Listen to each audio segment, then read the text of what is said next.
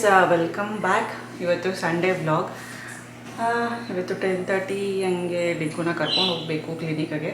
Social ಅಡುಗೆ ಮುಗಿಸ್ಕೊಳ್ಳೋಣ ಅಂತ bread ಮತ್ತು ಆಮ್ಲೆಟು ಚಟ್ನಿ ಇವತ್ತು ತಿನ್ನಬೇಕು ಅನಿಸಿದೆ ಈ ವೆದರಿಗೆ.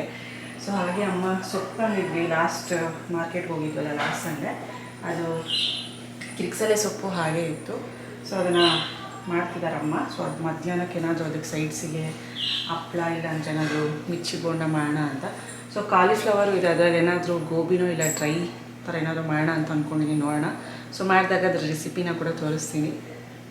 ಡ್ರೈದು ಚೆನ್ನಾಗಿರುತ್ತೆ, ಒಂಥರ ಚಿಲ್ಲಿ ಎಲ್ಲ ಮಿಕ್ಸ್ ಮಾಡಿಬಿಟ್ಟು ಹಾಕಿದ್ರೆ ತುಂಬ ಚೆನ್ನಾಗಿರುತ್ತೆ. ನೋಡೋಣ, ಅದನ್ನೇ ಮಾಡೋಣ ಅಂತ ಅಂದ್ಕೊಂಡಿದ್ದೀನಿ ಗೋಬಿಗಿಂತ. ನೋಡಬೇಕು. ಜಸ್ಟು 7:30ಗೆ ಎದ್ದಿದ್ದು. ಇವತ್ತು ಲೇಟಾಗಿ ಎದ್ದು ಹಾಲು ಕುಡಿದು ಇವಾಗ ಸ್ಟಾರ್ಟ್ ಮಾಡ್ಕೋಬೇಕು. ಸೊ ಒಂದು ಸ್ವಲ್ಪ ಚಟ್ನಿ ಮಾಡ್ಕೋತೀನಿ. ಬ್ರೆಡ್ ಆಮ್ಲೆಟ್ಗೆ ಚಟ್ನಿ ಮಾಡಿಕೊಟ್ರೆ ತುಂಬ ಚೆನ್ನಾಗಿರುತ್ತೆ ಸೈಡಿಗೆ. ಸೊ ಏನು ಗೊತ್ತಾ, ಚಟ್ನಿಗೆ ನಾಳೆನೂ ಕೂಡ ಏನಾದರೂ ಒಂದು ಸ್ವಲ್ಪ ಜಾಸ್ತಿ ಹುರ್ಕೋತೀನಿ ನಾನು. ಕಡಲೆ ಬೀಜನ ಹುರ್ಕೊಂಡ್ಬಿಟ್ಟು ಹಂಗೆ ಇಟ್ಬಿಡ್ತೀನಿ. ಸೊ ನಾಳೆ ನೋಡೋಣ, ಇಡ್ಲಿ ಮಾಡೋಣ ಅಂತ ಅಂದ್ಕೊಂಡಿದ್ದೀನಿ. ಇಡ್ಲಿ ಮಾಡಿದಾಗ ಚಟ್ನಿ ಯೂಸ್ಫುಲ್ ಆಗುತ್ತೆ ನಾಳೆಗೆ ಅಂತ ಸ್ವಲ್ಪ ಜಾಸ್ತಿ ಮಾಡ್ಕೋತೀನಿ. ಅವಾಗ ನಾಳೆಗೆ ಈಸಿ ಆಗುತ್ತೆ ನನಗೆ. ಸೊ ಹಾಗಾಗಿ ಬನ್ನಿ ವ್ಲಾಗ್ನ ಸ್ಟಾರ್ಟ್ ಮಾಡ್ತೀನಿ. ಆ್ಯಂಡ್ ನಾನು ಎಣ್ಣೆ ಅಪ್ಲೈ ಮಾಡ್ಕೋಬೇಕು, ಮಕ್ಕಳಿಗೆ ಹಳ್ಳೆಣ್ಣೆ ಹಚ್ಚಬೇಕು. ಸೊ ಬನ್ನಿ ಹೇಗೆ ಹೋಗುತ್ತೆ ವ್ಲಾಗ್ ಮಾಡೋಣ. ಪ್ರತಿದಿನ ಯೂಸ್ ಮಾಡೋ ಅಂಥದ್ದು ಸಾಸಿವೆ ಜೀರಿಗೆ ಎಲ್ಲ ಏನಿರುತ್ತೆ, ಜೀರಿಗೆ ಫುಲ್ ಖಾಲಿ ಆಗಿಬಿಟ್ಟಿತ್ತು. ಸೊ ಅದನ್ನು ಮತ್ತೆ ರೀಸ್ಟಾಕ್ ಮಾಡ್ತಾಯಿದ್ದೀನಿ. ಸೊ ಈ ಥರ ಪುಟ್ಟು ಗ್ಲಾಸಲ್ಲಿ ಪ್ರತಿಯೊಂದು ಇಟ್ಕೊಂಡಿದ್ದೀನಿ ನಾನು. ಸಾಸಿವೆ ಜೀರಿಗೆ, ಕಡಲೆಬೇಳೆ, ಉದ್ದಿನಬೇಳೆ, ಮೆಂತ್ಯ, ಆ ಥರ ಚಟ್ನಿ ಪ್ರಿಪೇರ್ ಮಾಡಿದೆ. ನಾನು ಸ್ವಲ್ಪ ಸ್ಪೈಸಿನೇ ಹಾಕಿದ್ದೀನಿ ಚಟ್ನಿಗೆ. ಮಧ್ಯಾಹ್ನಕ್ಕೆ ಒಂದು ಸ್ವಲ್ಪ ಜಾಮೂನ್ ಮಾಡೋಣ ಅಂತ ಎಂಟಿ ಆದ ಗುಲಾಬ್ ಜಾಮೂನು ಈಗ ಒಂದು ಸ್ವಲ್ಪ ಮಾಡಿಬಿಟ್ರೆ ಮಧ್ಯಾಹ್ನಕ್ಕೆ ಚೆನ್ನಾಗಿ ನೆನ್ಕೊಳ್ಳುತ್ತೆ ಪಾಕದಲ್ಲ, ಹಂಗಾಗಿ ಇಲ್ಲೇ ಮಾಡಿಬಿಡ್ತೀನಿ. ಸೊ ತಿಂಡಿ ತಿಂದಾದಮೇಲೆ ಸ್ವಲ್ಪ ಜಾಮೂನೆಲ್ಲ ಕರಿಯೋಣ ಎಣ್ಣೆಗೆ ಹಾಕಿ ಅಂತ. ಸೊ ಇದ್ರ ಜೊತೆಗೆ ಒಂದು ಹಪ್ಪಳ, ಮಿರ್ಚಿ ಬೋಂಡ ಮಾಡಿದ್ರೆ ಸೊ ಈ ಸೊಪ್ಪಿನ ಬಸ್ಸಾರಿಗೆ ಚೆನ್ನಾಗಿರುತ್ತೆ. ಸೊ ಇವನು ಬೇರೆ ಪೀರಿಯಾಡಿಕ್ ಟೆಸ್ಟ್ ಸ್ಟಾರ್ಟ್ ಆಗುತ್ತೆ ಮಂತ್ ಎಂಡು. ಸೊ ಅದಕ್ಕೂ ಪ್ರಿಪೇರ್ ಮಾಡಿಸ್ಬೇಕು ಇವಾಗ ಚೆನ್ನಾಗಿ. ಪೀರಿಯಾಡಿಕ್ ಟೆಸ್ಟ್ಗಳು ಎಕ್ಸಾಮ್ ಅಂದರೆ ನಮಗೆ ಒಂದು ಸ್ವಲ್ಪ ಕೆಲಸ ಜಾಸ್ತಿ ಬೀಳುತ್ತೆ. ಸೊ ಇಲ್ಲಿ ಚೆನ್ನಾಗಿ ನೆನ್ಕೊಳ್ಳುತ್ತೆ. ಒಂದು ಸ್ವಲ್ಪ ಹೊತ್ತು, ಒಂದು ಅರ್ಧ ಗಂಟೆ ನಾನು ಜಾಮೂನ್ದು ಏನಿದೆ ಹಿಟ್ಟು ಅದನ್ನೆಲ್ಲ ಹಾಲು ತೊಗೊಂಡೆ, ಹಾಲು ಹಾಕ್ಬಿಟ್ಟೆ ನಾನು ಜಾಮೂನ ಕಲಿಸ್ತೀನಿ, ನೀರು ಹಾಕೋದಿಲ್ಲ. ಕೊನೆಗೆ ತುಪ್ಪ ಇಲ್ಲಾಂದರೆ ಎಣ್ಣೆ ಹಾಕಿಬಿಟ್ಟು ಚೆನ್ನಾಗಿ ಅಂದರೆ ಒಂದು ಸ್ವಲ್ಪ ಹೊತ್ತು ಬಿಟ್ಬಿಡ್ತೀನಿ. ಒಂದು ಅರ್ಧ ಗಂಟೆ ಆದಮೇಲೆ ಉಂಡೆ ಕಟ್ಬಿಟ್ಟು ಜಾಮೂನ್ ಮಾಡೋದು. ಒಂದು ಸ್ವಲ್ಪ ಮೀಡಿಯಮ್ ಸೈಜಲ್ಲೇ ಬಾಲ್ಸ್, ಈ ಜಾಮೂನ್ ಬಾಲ್ಸ್ ಎಲ್ಲ ಮಾಡ್ಕೋತೀನಿ. ಸೊ ಅದು ಚೆನ್ನಾಗಿ ನೆನೆಯೋ ಅಷ್ಟೊತ್ತಿಗೆ ಒಂದು ಕಡೆ ನಾನಿಲ್ಲಿ ತಿಂಡಿ ಪ್ರಿಪೇರ್ ಮಾಡ್ತಾಯಿದ್ದೆ, ಬ್ರೆಡ್ ರೋಸ್ಟ್ ಮಾಡ್ತಾಯಿದ್ದೆ. ಸೊ ನಮ್ಮ ಮನೇಲಿ ನಾವು ಓವೆನ್ ಆಗಿರ್ಬೋದು, ಬ್ರೆಡ್ ರೋಸ್ಟಿಂಗ್ ಮಿಷಿನ್ ಆಗಿರ್ಬೋದು, ಅವೆಲ್ಲ ಇಟ್ಕೊಳ್ಳಲ್ಲ. ಬಿಕಾಸ್ ಆಫ್ ಕರೆಂಟ್ ಸಪ್ಲೈ ಅಲ್ವಾ, ಅದೆಲ್ಲ ಸುಮ್ಮನೆ ಬೇಡ ಅಂದ್ಬಿಟ್ಟು ಎಲ್ಲನೂ ನಾವು ಸ್ಟೌವು, ಪ್ಯಾನು, ಕಡ ಇದರಲ್ಲೇ ಮಾಡ್ಕೊಂಬಿಡ್ತೀವಿ. ಸೊ ನಮ್ಮ ಮನೇಲಿ ನೀವೆಲ್ಲೂ ಆ ಥರದ್ದು ಎಲೆಕ್ಟ್ರಿಕ್ ಮಿಷಿನ್ಸು ಇವನ್ನೆಲ್ಲ ನೋಡೋದಿಲ್ಲ. ಸೊ ತಿಂಡಿ ಎಲ್ಲ ಆದಮೇಲೆ ತಿಂದುಬಿಟ್ಟು ಇವಾಗ ಜಾಮೂನ್ನ ಡೀಪ್ ಫ್ರೈಗೆ ಮಾಡ್ತಾಯಿದ್ದೀನಿ. ಸೊ ಒಂದು ಕಡೆ ಪಾಕ ಕೂಡ ಇಟ್ಕೊಂಡಿದ್ದೀನಿ ನಾನು. ಈ ಥರ ಸಂಡೇ ಬಂದಾಗ ನಾನಂತೂ ಫ್ರೀಯಾಗಿ ಇರೋದೇ ಇಲ್ಲ. ಮಕ್ಕಳಿಗೆ ಏನಾದರೂ ನನಗೆ ತಿನ್ನೋದಕ್ಕೆ ಮಾಡೋದಕ್ಕೆ ನನಗೆ ಟೈಮ್ ಸಿಗೋದೇ ಸಂಡೇ. ಸೊ ರೆಸ್ಟ್ ಮಾಡ್ಬೋದು, ಬಟ್ ನನಗೆ ಇಷ್ಟ ಆಗೋಲ್ಲ ರೆಸ್ಟ್ ಮಾಡೋಕ್ಕೆ. ಏನಾದರೂ ಮಾಡಿಕೊಡ್ಬೇಕು. ಏನಕ್ಕಂದರೆ ಈ 6 ದಿನ ಏನಿದೆ ನನಗೇನೂ ಮಾಡ್ಕೊಡೋಕ್ಕಾಗಲ್ಲ ಸರಿಯಾಗಿ, ಈ ಥರ ಎಕ್ಸ್ಟ್ರಾ ಎಲ್ಲ. ಸೊ ಹಾಗಾಗಿ ಸಂಡೇ ಬಂತು ಅಂದರೆ ಒಂದು ಸ್ವಲ್ಪ ಏನಾದರೂ ಸ್ವೀಟು ಇಲ್ಲ ಸ್ಪೈಸಿ ಐಟಮ್ಸ್ ಏನಾದರೂ ಮಾಡಿಕೊಡ್ತಾ ಇರ್ತೀನಿ. ಆ್ಯಂಡ್ ಇಲ್ಲಿ ತುಂಬ ಚೆನ್ನಾಗಿ ಬಂತು ಜಾಮೂನ್ ಕೂಡ. ಆ ಕಲರ್ ಆಗಿರ್ಬೋದು, ಎಲ್ಲೂ ಕೂಡ ಏನೋ ಸೀಳ್ಕೊಳ್ಳೋದು ಆ ಥರದ್ದೆಲ್ಲ ಆಗೋಲ್ಲ. ನೀವು ಚೆನ್ನಾಗಿ ನಾದ್ಕೋಬೇಕು, ಅಂದರೆ ಈ ಹಾಲು ಹಾಕ್ಕೊಂಡು ಚೆನ್ನಾಗಿ ಡಫ್ ಮಾಡಿದ್ರೆ ತುಂಬ ಚೆನ್ನಾಗಿ ಬರುತ್ತೆ. ಆ್ಯಂಡ್ ಕೊನೆಗೆ ತುಪ್ಪ ಆಯಿಲಲ್ಲಿ ಹಾಕಿ ಸ್ವಲ್ಪ ಹೊತ್ತು ನೆನೆಯಾಗಿಬಿಟ್ರೆ ಈ ಥರ ತುಂಬ ಚೆನ್ನಾಗಿ ಬರುತ್ತೆ.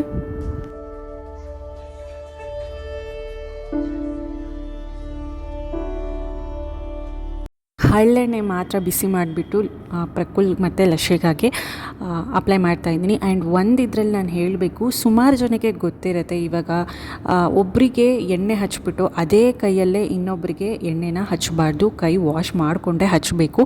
ಸೊ ಮೊದಲು ನಾನು ಹಿಂಗೆ ಮಾಡ್ತಾಯಿದ್ದೆ. ಅಂದರೆ ಸುಮಾರು ವರ್ಷದಿಂದ ನಾನು ಸ್ವಲ್ಪ ಒಂದು ಡಿಗ್ರಿ ಅಲ್ಲ ಪ್ರಕುಲ್ ಹುಟ್ಟಿದಾಗ ಅವನಿಗೆ ಏನೋ ಎಣ್ಣೆ ಇಟ್ಬಿಟ್ಟು ನಾನು ಇಟ್ಕೊಳ್ತಾ ಇದ್ದೆ. ಸೊ ಆ ಥರ ಹಂಗೆ ಮಾಡೋಂಗಿಲ್ವಂತೆ. ಸೊ ಆ ಥರ ಮಾಡಿದಾಗ ಆಯುಷು ಅವ್ರಿಗೆ ಹೊರಟೋಗುತ್ತಂತೆ. ಯಾರು ನಾವು ಫಸ್ಟ್ ಎಣ್ಣೆ ಇಟ್ಟಿರ್ತೀವಿ, ಸೊ ಆಮೇಲೆ ಯಾರಿಗೆ ಎಣ್ಣೆ ಇಡ್ತೀವಿ ಅವ್ರ ಆಯುಷೆಲ್ಲ ಇವ್ರಿಗೆ ಹೊರಟೋಗುತ್ತೆ. ಸೊ ನನಗೂ ದೊಡ್ಡವರಿಂದನೇ ಗೊತ್ತಾಯಿತು. ಸೊ ಇದು ಯಾರಿಗಾದ್ರೂ ಗೊತ್ತಿಲ್ಲ ಅಂತ ನಾನು ಹೇಳ್ತಾ ಇದ್ದೀನಿ ಅಷ್ಟೇ. ಗೊತ್ತಿದ್ದರೆ ಇಗ್ನೋರ್ ಮಾಡಿ. ಸೊ ಗೊತ್ತಿಲ್ಲದೇ ಇರೋ ವಿಷಯಗಳು ತುಂಬ ಇರುತ್ತೆ. ಎಲ್ಲನೂ ಗೊತ್ತಿರಲ್ಲ ಅಲ್ವಾ ಪ್ರತಿಯೊಬ್ಬರಿಗೂ. ಹಾಗಾಗಿ ನೆನಪಾಯಿತು ಎಣ್ಣೆ ಇಡೋವಾಗ. ಸೊ ಹಾಗಾಗಿ ನಿಮಗೂ ಶೇರ್ ಮಾಡಿಕೊಂಡೆ. ಆ್ಯಂಡ್ ನಾನು ಕೂಡ ಆಯಿಲ್ನ ಅಪ್ಲೈ ಮಾಡ್ಕೋತಾ ಇದ್ದೀನಿ. ಒಂದೊಂದು ಸತಿ ಕೋಕೋನಟ್ ಆಯಿಲ್ ಯೂಸ್ ಮಾಡ್ತೀನಿ, ಇಲ್ಲಾಂದರೆ ಮಾಮಾ ಅರ್ಥದ್ದು ಯೂಸ್ ಮಾಡ್ತೀನಿ. ಸೊ ಇವತ್ತು ಮಾಮಾ ಅರ್ಥದೇ ಯೂಸ್ ಮಾಡ್ತಾಯಿದ್ದೀನಿ, ಯಾವುದೇ ಕೊಲಾಬ್ರೇಷನ್ ಅಲ್ಲ. ಸೊ ಮನೇಲಿತ್ತು ತುಂಬ ಚೆನ್ನಾಗಿ ವರ್ಕ್ ಆಗುತ್ತೆ ನನಗೆ ಮಾಮಾ ಅರ್ತ್ ಪ್ರಾಡಕ್ಟ್ಸು. ನಂಗೆ ಪರ್ಸ್ನಲಿ ಮಾಮಾ ಅರ್ತ್ ಪ್ರಾಡಕ್ಟ್ಸು ತುಂಬಾ ಇಷ್ಟ ಆಗುತ್ತೆ. ಸೊ ಹಾಗಾಗಿ ಅವ್ರದ್ದೇ ಒಂದು ನಾನು ನಿಮ್ಮ ಹೇರ್ ತಕ್ಕನಂಗೆ ನೀವು ನೋಡ್ಕೋಬೋದು. ನಿಮಗೆ ಯಾವುದು ಸಮಸ್ಯೆ ಇದೆ, ಹೇರ್ ಫಾಲ್ ಇಶ್ಯೂ ಯಾವುದಿದೆ ಅಂತ ಅದನ್ನು ನೋಡಿಬಿಟ್ಟು ನೀವು ಹೇರ್ ಆಯಿಲ್ನ ಯೂಸ್ ಮಾಡ್ಬೋದು. ಮಾಮಾ ಅರ್ಥೇ ಯೂಸ್ ಮಾಡಿ ಅಂತ ಅಲ್ಲ, ನನಗೆ ಮಾಮಾ ಅರ್ತ್ ಚೆನ್ನಾಗಿ ಸೆಟ್ ಆಗಿದೆ. ಸೊ ಹಾಗಾಗಿ ಇದನ್ನೊಂದು ಸಲ, ಇಲ್ಲಾಂದರೆ ಪ್ಯಾರಾಶೂಟ್ ಒಂದು ಸಲ, ಎರಡರಲ್ಲಿ ಒಂದು ಯೂಸ್ ಮಾಡ್ತಾನೆ ಇರ್ತೀನಿ ನಾನು. ಪ್ರತಿ ಸಂಡೇ ಅಂದರೆ ಎವ್ರಿ ವೀಕೆಂಡಲ್ಲಿ ನನಗೆ ಗಾಡಿ ವಾಶ್ ಮಾಡಲಿಲ್ಲ ಅಂದರೆ ಮನಸ್ಸು ಸಮಾಧಾನವೇ ಆಗಲ್ಲ. ಸೊ ಪ್ರತಿ ವೀಕೆಂಡೇ ನನಗೆ ರಜಾ ಸಿಗೋದು, ಫ್ರೀ ಇರೋದು. ಸೊ ಒಂದು 10-15 ನಿಮಿಷ ಕ್ಲೀನಾಗಿ ನೀರೆಲ್ಲ ಹಾಕಿಬಿಟ್ಟು, ಏನು ಶ್ಯಾಂಪು ಸೋಪ್ ಆ ಥರದ್ದು ಏನೂ ಹಾಕಲ್ಲ ನಾನು ಇದಕ್ಕೆ.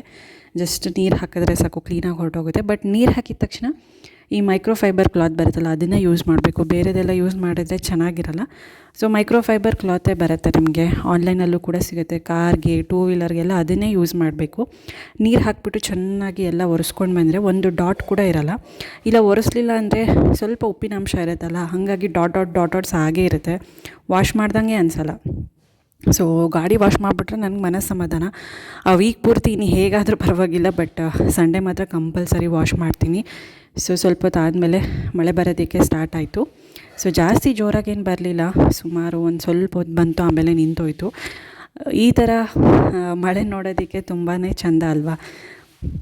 ಜಾಸ್ತಿ ಜೋರಾಗಿ ಮಳೆ ಬಂದಾಗ ಅದನ್ನು ನೋಡೋದಕ್ಕೆ ಇನ್ನೊಂದು ಥರ, ಇದನ್ನು ನೋಡಿದಾಗ ಇನ್ನೊಂದು ಥರ ಚೆಂದ ಇರುತ್ತೆ. ಸೊ ಇವಾಗ ಡಿಂಕುಗೆ ನೋಡಿ, ಅದು ಆ್ಯಕ್ಚುಲಿ ಅದನ್ನೇನು ಅಂದ್ಕೋಬೇಡಿ, ಸ್ಪ್ರೇ. ಅದು ಆ್ಯಕ್ಚುಲಿ ಸ್ಪ್ರೇ ಕಲರ್ ಇರೋದೇ ಹಳದಿ ಬಣ್ಣ. ಟರ್ಮರಿಕ್ ಎಲ್ಲ ಯೂಸ್ ಮಾಡಿರ್ತಾರೆ, ಅದನ್ನು ಸ್ಪ್ರೇ ಹಾಕಿ ಮ್ಯಾಗೆಟ್ಸ್ಗೆ ಆ ಥರ ಕಲರ್ ಆಗಿದೆ. ಬಟ್ ಅದು ಯಾವುದೇ ಗಲೀಜಲ್ಲ. ಸುಮಾರು ಜನ ಅನ್ಕೋತಾರೆ ಏನಪ್ಪ ನಾಯಿನ ಹೀಗೆ ಮೇಂಟೈನ್ ಮಾಡ್ತಾರೆ ಅಂತ ವಾಕಿಂಗ್ ಹೋದಾಗ. ಬಟ್ ಅದು ಆ್ಯಕ್ಚುಲಿ ಸ್ಪ್ರೇ ಕಲರು. ಸೊ ನೀವು ಮ್ಯಾಗೆಟ್ಸ್ಗೆ ಸ್ಪ್ರೇ ಹೊಡೆಯೋ ಕಲರೆಲ್ಲ ಹೀಗೆ ಇರುತ್ತೆ. ಟರ್ಮರಿಕ್ ಯೂಸ್ ಮಾಡಿರ್ತಾರೆ, ಆ್ಯಂಟಿಸೆಪ್ಟಿಕ್ ಅಂತ. ಸೊ ಹಾಗಾಗಿ ಚಳಿ ಇತ್ತು ಅಂತ ಪ್ರಕುಲ್ದು ಒಂದು ಟೀ ಶರ್ಟ್ 2 ಸ್ವಲ್ಪ ಟೈಟ್ ಇರೋ ಅವನಿಗೆ ತೊಗೊಂಡಿದ್ದೀನಿ. ಸೊ ಗ್ರೂಮಿಂಗ್ ಮಾಡಿಸಿರೋದ್ರಿಂದ ಅದಕ್ಕೂ ಚಳಿ ಆಗುತ್ತಲ್ವ. ಸೊ ಹಾಗಾಗಿ ಅದನ್ನು ಹಾಕಿದೆ. ಜಸ್ಟ್ ಸ್ನಾನ ಆಯಿತು. ಟೈಮ್ ಒಂದು 3:30. ಸೊ ಸಂಡೇಸ್ ಅಂದ್ರೇ ಆಲ್ಮೋಸ್ಟ್ ನಂದು ಇದೇ ಟೈಮು. ಊಟ ಎಲ್ಲ ಆದಮೇಲೆ ಮಧ್ಯಾಹ್ನ ಸ್ನಾನ ಮಾಡೋದು ಒಂದು 3:30-4 ಗಂಟೆ ಆಗುತ್ತೆ. ಸೊ ಇನ್ನು ಡೈಲಿ ಬೆಳಗ್ಗೆ 8 ಗಂಟೆಗೆ ಮುಗ್ದೋಗಿರುತ್ತೆ ಸ್ನಾನ. ಸೊ ಗಾಡಿ ಎಲ್ಲ ವಾಶ್ ಮಾಡಿ ಡಿಂಕುಗೆ ಸ್ನಾನ ಮಾಡಿಸಿ, ಇವತ್ತು ಅಪಾಯಿಂಟ್ಮೆಂಟ್ ಇತ್ತಲ್ಲ, ಹೋಗಿ ಚೆಕ್ ಮಾಡಿಸ್ಕೊಂಡು ಬಂದೆ. ಸೊ ಗಾಯ ಎಲ್ಲ ಹೀಲಾಗಿದೆ ಅಂತ ಅಂದರು. ಆ್ಯಂಡ್ ಇನ್ನೊಂದು ಆಯಿಂಟ್ಮೆಂಟ್ ಕೊಟ್ಟಿದ್ದಾರೆ ಹೀಲ್ ಆಗೋದಕ್ಕೆ ಬೇಗ. ಕೆಲವೊಂದು ಸಲ ಹಿಂಗಾಗುತ್ತೆ, ಏನು ಮಾಡೋಕ್ಕಾಗಲ್ಲ. ಇವಾಗ ಉಂಡಾಗಿದೆ, ಇಂಪ್ರೂವ್ ಆಗಿದೆ, ನೀವು ಆಯಿಂಟ್ಮೆಂಟ್ ಹಚ್ಚಿರೋದೆಲ್ಲ ಅಂತ ಅಂದರು. ಅದೇ ಒಂದು ಸ್ವಲ್ಪ ಸಮಾಧಾನ. ಆರಾಮಾಗಿ ಮಲ್ಕೊಂಡಿದ್ದಾನೆ. ಸ್ನಾನ ಮಾಡಿಸ್ದೆ ಬೆಳಗ್ಗೆ, ಒಂದು ಶರ್ಟ್ ಹಾಕ್ಬಿಟ್ಟು ಆರಾಮಾಗಿ ಮಲಗಿಸ್ದೆ, ಬೆಚ್ಚಗೆ ಮಲ್ಕೊಂಡಿದ್ದಾನೆ. ಊಟ ಇಟ್ಟಿದ್ದೀನಿ, ಯಾಕೋ ಊಟ ಮಾಡಿಲ್ಲ, ಆಮೇಲೆ ಮಾಡ್ತಾನೆ ಅನಿಸುತ್ತೆ. ಆ್ಯಂಡ್ ಲಶ್ಕಾ ಕೂಡ ಮಲ್ಕೊಂಡಿದ್ದಾಳೆ. ಪ್ರಕುಲ್ ಆಟ ಆಡೋಕ್ಕೆ ಹೋಗಿದ್ದಾನೆ. ಅಮ್ಮ ಆ್ಯಸ್ ಯೂಶ್ವಲ್ ಅವ್ರು ಕೆಲಸ ಮಾಡ್ಕೋತಿದ್ದಾರೆ. ಆ್ಯಂಡ್ ಹಾಗೆ ನೀವು ಟೈಟಲ್ ನೋಡಿದ ಹಾಗೆ ಲಶಿಕಾನ ಫೈನಲಿ ಸ್ಕೂಲ್ಗೆ ಸೇರಿಸ್ತಾ ಇದ್ದೀನಿ. ಸ್ಕೂಲ್ಗೆ ಅಂದರೆ ಪ್ಲೇ ಹೋಮ್ಗೆ. ಸೊ ನಾನು ಹೇಳಿದ್ನಲ್ಲ, May 31st ಆಗಿರಬೇಕು ಡೇಟ್ ಆಫ್ ಬರ್ತು.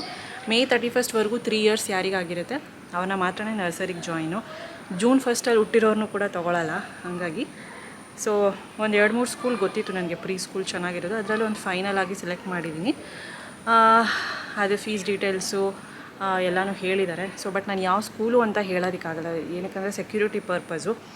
ಇವಾಗ ನೆಕ್ಸ್ಟ್ ಲಶಿಕಾ ಪ್ರುಡೆನ್ಸ್ಗೆ ಹೋಗೋದ್ರಿಂದ ಅಲ್ಲಿ ಫುಲ್ ಸೆಕ್ಯೂರಿಟಿ ಇರುತ್ತೆ, ಯಾರನ್ನೂ ಕೂಡ ಅಲೋ ಮಾಡಲ್ಲ. ಸೊ ಯಾವ ನನ್ನ ಮಗನೂ ಬರೋಲ್ಲ ನೋಡೋಕ್ಕೆ, ಅದು ನನಗೆ ಗೊತ್ತು. ಬಟ್ ನನ್ನ ಸಮಾಧಾನಕ್ಕೆ ಸೊ ಪ್ರುಡೆನ್ಸಲ್ಲಿ ಏನೇ ಇದ್ರೂ ಹಾಗೆಲ್ಲ ಬಿಡೋದಿಲ್ಲ ವಿತೌಟ್ ಪರ್ಮಿಷನ್. ಸೊ ಹಾಗಾಗಿ ಅಲ್ಲಿ ನಾನು ಡೇರಾಗಿ ಹೇಳ್ಬೋದು ಇಂಥ ಸ್ಕೂಲ್ ಅಂತ. ಬಟ್ ಪ್ರೀ ಸ್ಕೂಲ್ಸ್ ಎಲ್ಲ ಚಿಕ್ಕ ಇದು ಚಿಕ್ಕ ಸ್ಕೂಲು, ದೊಡ್ಡದಂತ ಅಲ್ಲ. ಓಕೆ, ಒಂದು ರೇಂಜಿಗೆ ಮೀಡಿಯಮ್ ಸ್ಕೂಲು. ಸೊ ನನಗೆ ಎಜುಕೇಷನ್ ಇಂಪಾರ್ಟೆಂಟ್ ಅಷ್ಟೇ. ಸೊ ಹಂಗಾಗಿ ನಾನು ಬೇರೆ ಇದಕ್ಕೆ ಸೇರಿಸ್ಬೋದಾಗಿತ್ತು ಲಶಿಕಾನ. ಬಟ್ ಓಕೆ ಸಾಕು ಸದ್ಯಕ್ಕೆ ಪ್ಲೇ ಹೋಮ್ಗೆ ಅಂದ್ಬಿಟ್ಟು ಇದೊಂದು ಚಿಕ್ಕದು ಮೀಡಿಯಮ್ ಸ್ಕೂಲು. ಈ ಥರ ಪರ್ಮಿಷನ್ಸು ಎಲ್ಲನೂ ಇರಲ್ಲ. ಸೊ ಹಾಗಾಗಿ ಸ್ಕೂಲು ಅದು ಇದು ಯಾವುದು ಅಂತ ಹೇಳಲ್ಲ. ಇವಾಗ ಆಷಾಢ ಮಾಸ ಅಲ್ಲ, ಸೊ ಆಷಾಢ ಮಾಸ ಕಲೀಲಿ, ಫಸ್ಟ್ ಟೈಮ್ ಸ್ಕೂಲಿಗೆ ಹೋಗ್ತಾಳೆ, ಆಷಾಢ ಮಾಸದಲ್ಲಿ ಏನಕ್ಕೆ ಕಳಿಸೋದು, ಆಲ್ರೆಡಿ ಪ್ಲೇ ಹೋಮ್ ಸ್ಟಾರ್ಟ್ ಆಗಿದೆಯಂತೆ ಜೂನಿಂದನೇ. ಓಕೆ, ಒಂದು 2 ತಿಂಗಳು ಆಷಾಢ ಮುಗಿದ ತಕ್ಷಣ ಕಳಿಸೋಣ ಶ್ರಾವಣದಲ್ಲಿ ಅಂತ ಅಂದ್ಕೊಂಡಿದ್ದೀನಿ. ಸೊ ಅಷ್ಟರೊಳಗೆ ಡೀಟೇಲ್ಸು ಅದು ಇದು ಫೀಸ್ ಎಲ್ಲ ಪೇ ಮಾಡಬೇಕು. ಆ್ಯಂಡ್ ಮನೆ ಮುಂದೆನೇ ವ್ಯಾನ್ ಎಲ್ಲ ಬರುತ್ತೆ, ವ್ಯಾನ್ ಪಿಕಪ್ ಮಾಡ್ಕೊಂಡು ಹೋಗುತ್ತೆ. ಸೊ ನೋ ಪ್ರಾಬ್ಲಮ್, ನಮ್ಗೆ ಕರ್ಕೊಂಡು ಹೋಗಬೇಕು, ಕರ್ಕೊಂಡು ಬರಬೇಕು ಅಂತ. ಬಟ್ ಫಸ್ಟ್ 1 ವೀಕ್ ಏನಿದೆ ಸ್ವಲ್ಪ ಅಳ್ತಾಳೆ. ಆವಾಗ ಯಾರಾದರೂ ಅಪ್ಪನೋ ಇಲ್ಲ ನನಗೆ ಫ್ರೀ ಇದ್ದರೆ ನಾನು ಹೋಗಿ ಒಂದು 1/2 hour 1 hour ಇದ್ದು ಬಿಟ್ಟು ಕರ್ಕೊಂಡು ಬಂದುಬಿಡಿ ಮ್ಯಾಮ್, ಫುಲ್ಲು ಇರೋದು ಬೇಡ, half day school, so full ಇರೋದು ಬೇಡ. ಸ್ಟಾರ್ಟಿಂಗ್ 1 ವೀಕಲ್ಲಿ ಈಗ 1 hour ಇರಲಿ ಮಗು, ಒಂದು ಅರ್ಧ ಗಂಟೆ ಇರಲಿ ಮಗು, ಹಳ್ಳಿಲ್ಲ ಅಂದರೆ ಇನ್ನೂ ಇರಿಸ್ಕೋತೀವಿ, ಅವ್ರಿಗೊಂದು ಸ್ವಲ್ಪ ಎನ್ವಿರಾನ್ಮೆಂಟ್ ಸೆಟ್ ಆಗಬೇಕಲ್ವ, ಹಾಗಾಗಿ. ಸೊ ಇದಿಷ್ಟು. ಆ್ಯಂಡ್ ಹಾಗಾಗಿ ನಾನು ಸ್ಕೂಲ್ ಡೀಟೇಲ್ಸ್ ಹೇಳೋದಕ್ಕಾಗಲ್ಲ ಯಾವುದು ಅಂತ, ದಯವಿಟ್ಟು ಅಡ್ಜಸ್ಟ್ ಮಾಡ್ಕೊಳ್ಳಿ. ಎಷ್ಟೊಂದು ಪ್ರೀ ಸ್ಕೂಲ್ಸ್ ಸಿಗುತ್ತೆ, ನೀವು ಹೋಗಿ ವಿಚಾರಿಸ್ಬೋದು. ಆ್ಯಂಡ್ ಇಷ್ಟು ಅಪ್ಡೇಟ್. ಸೊ ಆಷಾಢ ಮಾಸದಲ್ಲಿ ಏನಕ್ಕೆ ಫಸ್ಟ್ ಟೈಮ್ ಸ್ಕೂಲಿಗೆ ಕಳಿಸೋದು ಅಂತ ನಾನು ಕಳಿಸ್ತಾ ಇಲ್ಲ ಅಷ್ಟೇ. ನೋಡೋಣ ಹೆಂಗೆ ಏನು ಕತೆ, ಲೆಟ್ಸ್ ಸಿ. ಆ್ಯಂಡ್ ಕಾಲಿಫ್ಲವರ್ ಇದೆ, ಹೂಕೋಸು, ಅದರಲ್ಲಿ ಏನಾದರೂ ಡ್ರೈ ಥರ ಏನಾದರೂ ಮಾಡ್ಕೊಳ್ಳೋಣ. ವೆದರ್ ಬೇರೆ ಚಿಲ್ಲಾಗಿದೆ, ಏನಾದರೂ ಮಾಡೋಣ ಅಂತ ಅಂದ್ಕೊಂಡಿದ್ದೀನಿ. ಒಂದು ಸ್ವಲ್ಪ ಹೊತ್ತು ರೆಸ್ಟ್ ಮಾಡಿ ಮಾಡೋಣ ಅಂತ. ಓಕೆನಾ, ಆ ರೆಸಿಪಿನ ಕೂಡ ನಾನು ತೋರಿಸ್ತೀನಿ ಅಂದರೆ.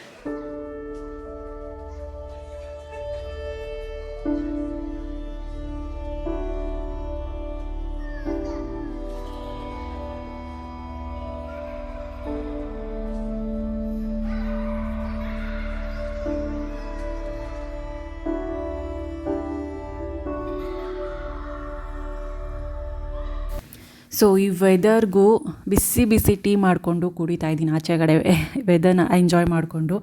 ನನಗೆ ಈ ಥರ ತುಂಬಾ ಇಷ್ಟ. ವೆದರಲ್ಲಿ ಮಳೆ ಬರ್ತಿರ್ಬೇಕಾದ್ರೆ ಗ್ರೀನರಿ ಮುಂದೆ ಟೀ ಅಥವಾ ಕಾಫಿ ಏನಾದರೂ ಕುಡಿಬೇಕು ಅನ್ನೋದು ಸಖತ್ ಇಷ್ಟ ಆಗುತ್ತೆ. ಸೊ ಈ ಥರ ಆಪರ್ಚುನಿಟಿ ಸಿಕ್ಕಾಗ ಮಿಸ್ ಮಾಡ್ಕೊಳ್ಳೋದೇ ಇಲ್ಲ. ಸೊ ಈಗ ನಾನು ಆಗಲೇ ಹೇಳಿದೆ ಕಾಲಿಫ್ಲವರಿಂದ ಏನಾದರೂ ಮಾಡಬೇಕು ಅಂತ. ಸೊ ಗೋಬಿನೇ ಮಾಡೋಣ ಅಂತಲೇ ಡಿಸೈಡ್ ಮಾಡಿದೆ. ಸೊ ಮೊದಲು ಗೋಬಿನೆಲ್ಲ ಈ ರೀತಿ ಚಿಕ್ಕದಾಗಿ ಎಷ್ಟು ಸೈಜ್ ಬೇಕೋ ಅಷ್ಟು ಕಟ್ ಮಾಡಿಕೊಂಡು ಉಪ್ಪು ಅರಿಶಿನ ಹಾಕ್ಬಿಟ್ಟು ಚೆನ್ನಾಗಿ ಸ್ವಲ್ಪ ಹೊತ್ತು ಬೇಯಿಸ್ಕೊತೀನಿ. ಅದು ತಣ್ಣಗಾದಮೇಲೆ ಇವಾಗ ನಾನೊಂದು ಬೌಲಿಗೆ 1 ಕಪ್ಪಷ್ಟು ಮೈದಾ, ಅರ್ಧ ಕಪ್ಪಷ್ಟು ಕಾರ್ನ್ಫ್ಲೋರ್ನ ತೊಗೊಳ್ತಾ ಇದ್ದೀನಿ. ಸೊ ಮೆಜರ್ಮೆಂಟಲ್ಲೇ ಮಾಡಿ. ಸೊ ನಾನು ಆ ಹೂಕೋಸ್ ಏನಿದೆ ಒಂದು ಫುಲ್ ತೊಗೊಂಡೆ, ಅದರಲ್ಲಿ ಒಂದು 20% ಪಕ್ಕಕ್ಕೆ ಎತ್ತಿಟ್ಟಿದ್ದೀನಿ. ಇನ್ನು 80% ಏನಿದೆ ಅದನ್ನು ಗೋಬಿ ಮಾಡೋದಕ್ಕೆ ಯೂಸ್ ಮಾಡ್ತಾಯಿದ್ದೀನಿ. ರುಚಿಗೆ ತಕ್ಕಷ್ಟು ಉಪ್ಪನ್ನ ಹಾಕ್ಕೊಳ್ತಾ ಇದ್ದೀನಿ. ಹಾಗೆ ಖಾರದ ಪುಡಿ ಒಂದು 2 ಸ್ಪೂನ್ ಹಾಕ್ಕೊಳ್ತಾ ಇದ್ದೀನಿ. ಸೊ ಚೆನ್ನಾಗಿ ಮಿಕ್ಸ್ ಮಾಡ್ಕೋಬೇಕು. ಕಾರ್ನ್ಫ್ಲೋರ್ ಹಾಕಿರ್ತೀವಲ್ಲ, ಗಂಟಾಗುತ್ತೆ. ಸೊ ಆದಷ್ಟು ಮಟ್ಟಿಗೆ ಯಾವುದೇ ಲಂಪ್ಸ್ ಇಲ್ದಲೆ ಚೆನ್ನಾಗಿ ಮಿಕ್ಸ್ ಮಾಡ್ಕೋಬೇಕಾಗುತ್ತೆ, ನೀರು ಹಾಕ್ಕೊಂಡು. ಸೊ ಫುಲ್ ಈ ರೀತಿ ಗಂಟು ಇಲ್ದಲೆ ಎಲ್ಲನೂ ರೆಡಿ ಮಾಡ್ಕೋಬೇಕಾಗುತ್ತೆ. ಇದು ಒಂಥರ ಕೋಟಿಂಗ್ ಅಂತ ಹೇಳ್ತೀವಲ್ಲ ಗೋಬಿಗೆ, ಸೊ ಆ ಥರ. ಇವಾಗ ಬೇಯಿಸಿರೋ ಅಂಥದ್ದು ಈ ಕಾಲಿಫ್ಲವರ್ನ ಹಾಕ್ಕೊಳ್ತಾ ಇದ್ದೀನಿ. ಚೆನ್ನಾಗಿ ಪ್ರತಿಯೊಂದು ಪೀಸ್ಗೂ ಅದು ಹಿಡಿಬೇಕು, ಚೆನ್ನಾಗಿ ಅದು ಫುಲ್ ಕವರ್ ಆಗಬೇಕು. ಕಾರ್ನ್ಫ್ಲೋರ್ ಆಗಿರೋದ್ರಿಂದ ಕೋಟಿಂಗ್ ಅದು ಒಳ್ಳೆ ಏನು ಬಿಡ್ದಲೆ ಆರಾಮಾಗಿ ಕ್ಲೀನಾಗಿ ಕೋಟ್ ಆಗುತ್ತೆ. ಇವಾಗ ಮಾಮೂಲಿ ಡೀಪ್ ಫ್ರೈಲಿ ಬಿಡ್ತಾಯಿದ್ದೀನಿ. ಡೀಪ್ ಫ್ರೈಯಲ್ಲಿ ಹೆಂಗೆ ಅಂದರೆ ಹಾಕಿದ ತಕ್ಷಣವೇ ತಿರುಗಿಸ್ಬಾರ್ದು. ಏನಕ್ಕಂದರೆ ಕಾರ್ನ್ಫ್ಲೋರ್ ಯೂಸ್ ಮಾಡಿರ್ತೀವಲ್ಲ, ಸೊ ಒಂದಕ್ಕೊಂದು ಅಂಟ್ಕೊಳ್ಳುತ್ತೆ. ಹಾಗಾಗಿ ಹಾಕಿದ ತಕ್ಷಣ ತಿರುಗಿಸ್ಬಾರ್ದು. ಒಂದು 2 ಮಿನಿಟ್ಸ್ ಬಿಟ್ಟು ಆಮೇಲೆ ಪ್ರತಿಯೊಂದು ಸೈಡ್ ಕೂಡ ನಾವು ಬೇಯಿಸ್ಕೋಬೇಕಾಗುತ್ತೆ ಕ್ಲೀನಾಗಿ. ಸೊ ಇದಿಷ್ಟೇ. ಒಂದು 2-3 ಟ್ರಿಪ್ ಆಗುತ್ತೆ ಡೀಪ್ ಫ್ರೈ ಮಾಡ್ಕೋಬೇಕು ಅಂದರೆ. ಸ್ವಲ್ಪ ಸ್ವಲ್ಪನೇ ಹಾಕೋಬೇಕಾಗುತ್ತೆ. ಎಲ್ಲನೂ ಒಂದೇ ಸತಿ ಹಾಕ್ಕೊಂಡ್ರೆ ಅಂಟ್ಕೊಂಡ್ಬಿಡುತ್ತೆ, ಎಲ್ಲ ಗಮ್ ಥರ ಅಂಟ್ಕೊಂಡ್ಬಿಡುತ್ತೆ, ಪ್ರತಿಯೊಂದಕ್ಕೂ ಚೆನ್ನಾಗಿರಲ್ಲ. ಸೊ ಎಲ್ಲನೂ ನಾನು ಫ್ರೈ ಮಾಡಿಟ್ಕೊಂಡೆ. ಇವಾಗ ಅದೇ ಬಾಣಲಿಗೆ ಒಂದು ಸ್ವಲ್ಪ ಎಣ್ಣೆ, ಜೀರಿಗೆ, ಬೆಳ್ಳುಳ್ಳಿ, ಶುಂಠಿನ ಚಿಕ್ಕದಾಗಿ ಕಟ್ ಮಾಡ್ಕೊಂಡಿದ್ದೀನಿ. ಬೇಡ ಅಂದರೆ ನೀವು ಶುಂಠಿ ಪೇಸ್ಟ್ ಕೂಡ ಹಾಕ್ಕೋಬೋದು. ಹಾಗೆ ಇವಾಗ ಈರುಳ್ಳಿ ಕೂಡ ಚಿಕ್ಕದಾಗಿ ಕಟ್ ಮಾಡಿಕೊಂಡು ಚೆನ್ನಾಗಿ ಫ್ರೈ ಮಾಡ್ಕೊತೀನಿ. ಸ್ಪ್ರಿಂಗ್ ಆನಿಯನ್ಸು ಯೂಸ್ ಮಾಡ್ತಾರೆ, ಬಟ್ ನಾನೇನು ತರಕ್ಕೆ ಹೋಗಲಿಲ್ಲ ಸ್ಪ್ರಿಂಗ್ ಆನಿಯನ್ಸು. ಮನೇಲಿ ಏನಿತ್ತು ಅದೇ ಐಟಮ್ಸಲ್ಲೇ ಮಾಡಿದ್ದೀನಿ. ಇವಾಗ ಸಾಸ್ಗಳನ್ನ ಆ್ಯಡ್ ಮಾಡ್ಕೋಬೇಕು. Red chilli sauce, green chilli sauce, soya sauce ಮತ್ತು ಟೊಮೆಟೊ ಕೆಚಪ್ಪು. ಸೊ 4 ಹಾಕ್ಕೊಂಡ್ರೆ ತುಂಬ ಚೆನ್ನಾಗಿರುತ್ತೆ. ಬಟ್ ಸೋಯಾ ಸಾಸ್ನ ಒಂದು ಸ್ವಲ್ಪ ಕಮ್ಮಿ ಹಾಕ್ಕೊಳ್ಳಿ. ನಾವು 3 ಸಾಸ್ ಏನಿದೆ ಅದು ಈಕ್ವಲ್ ಕ್ವಾಂಟಿಟೀಲಿ ಹಾಕ್ಕೋಬೋದು, ನಿಮ್ಮ ಟೇಸ್ಟ್ ನಿಮ್ಮ ಸ್ಪೈಸಿ ತಕ್ಕನಂಗೆ. ಸೊ ಚೆನ್ನಾಗಿ ಇದು ಫ್ರೈ ಆಗಬೇಕು, ಹಸಿ ವಾಸನೆ ಎಲ್ಲ ಹೋಗಬೇಕು, ಒಂದು 5 ನಿಮಿಷ ಬೇಕಾಗುತ್ತೆ. ಅದೆಲ್ಲ ಆದಮೇಲೆ ಫ್ರೈ ಮಾಡಿ ಇಟ್ಕೊಂಡಿರೋವಂಥದ್ದು ಗೋಬಿನ ಹಾಕ್ಕೊಂಡು ಚೆನ್ನಾಗಿ ಪ್ರತಿಯೊಂದಕ್ಕೂ ಅಪ್ಲೈ ಆಗೋ ಥರ ಮಿಕ್ಸ್ ಮಾಡ್ಕೋಬೇಕಾಗುತ್ತೆ. ಈ ಟೈಮಲ್ಲಿ ಸ್ಪ್ರಿಂಗ್ ಆನಿಯನ್ಸ್ನ ಹಾಕೋಬೋದು, ಕೊತ್ತಂಬರಿ ಸೊಪ್ಪನ್ನು ಕೂಡ ಹಾಕೋಬಹುದು, ಇನ್ನೂ ಚಿಕ್ಕ ಚಿಕ್ಕದಾಗಿ ಕಟ್ ಮಾಡಿ ಇಟ್ಕೊಂಡಿರೋವಂಥದ್ದು ಆನಿಯನ್ಸ್ ಕೂಡ ಹಾಕೋಬೋದು. ಆ್ಯಂಡ್ ಹಾಗೆ ಕಾರ್ನ್ಫ್ಲೋರ್ನ ಒಂದು ಸ್ವಲ್ಪ ನೀರಲ್ಲಿ ಹಾಕ್ಬಿಟ್ಟು ಕೊಟ್ಟೆ. ಒಂದು ಸ್ವಲ್ಪ ಕನ್ಸಿಸ್ಟೆನ್ಸಿ ಚೆನ್ನಾಗಿರುತ್ತೆ, ಸ್ವಲ್ಪ ಹೆವಿ ಒಂದು ಸ್ವಲ್ಪ ಚೆನ್ನಾಗಿರುತ್ತೆ. ಆ್ಯಂಡ್ ಕೋಟಿಂಗ್ ಕೊಡುತ್ತಲ್ಲ, ಶೈನಿ ಆಗಿರುತ್ತೆ ಗೋಬಿ ನೋಡೋದಕ್ಕೆ ಅಂತ ಇದು. ಸೊ ಬಿಸಿ ಟೇಸ್ಟ್ ಮಾಡಿದ್ರೇ ಗೋಬಿ ಸಕ್ಕದಾಗಿರೋದು, ತಣ್ಣಗಾದರೆ ಚೆನ್ನಾಗಿರಲ್ಲ, ಹೊಗೆ ಹಾಗೆ ಬರ್ತಾನೆ ಇತ್ತು. ಸಾಸ್ ಜೊತೆ ತಿಂದಾಗ ಸಕ್ಕದಾಗಿತ್ತು. ಇದು 3rd ಟೈಮ್ ಏನೋ ಮಾಡ್ತಿರೋದು. ಮೊದಲು 2 ಸಲ ನಾನು ಬೇಬಿ ಕಾರ್ನಲ್ಲಿ ಮಾಡಿದ್ದೆ. ಸೊ ಇದು ಕಾಲಿಫ್ಲವರ್ ಇದರಲ್ಲಿ ಫಸ್ಟ್ ಟೈಮ್ ಗೋಬಿ ಮಾಡ್ತಿರೋದು. ಸೊ ಬೇಬಿ ಕಾರ್ನ್ ಮಂಚೂರಿ ಅದರಲ್ಲಿ ಮಾಡಿದ್ದೆ ನಾನು, ಕಾರ್ನ್ ಇದರಲ್ಲಿ. ಸೊ ಸಕ್ಕದಾಗಿ ಟೇಸ್ಟ್ ಬಂದಿತ್ತು. ಸೊ ಎಲ್ಲರೂ ಕೂಡ ತಿಂದರು, ಮನೆಯಲ್ಲಿ ಎಂಜಾಯ್ ಮಾಡಿದ್ರು. ಆ್ಯಂಡ್ ಈ ಥರ ಸ್ನ್ಯಾಕ್ಸ್ ಮನೆಯಲ್ಲಿ ಮಾಡಿಕೊಟ್ರೆ ಮಕ್ಕಳಿಗೆ ಹೆಲ್ತಿಯಾಗಿರುತ್ತೆ, ಪ್ಲಸ್ ಆಚೆ ಕೂಡ ತಿನ್ನೋದು ತಪ್ಪುತ್ತೆ ಅಂತ ಅಷ್ಟೇ. ಈ ವ್ಲಾಗ್ನ ಇಲ್ಲಿಗೆ ಎಂಡ್ ಮಾಡ್ತೀನಿ, ಮತ್ತೆ ಸಿಗೋಣ. ಬಾಯ್. Thanks for watching.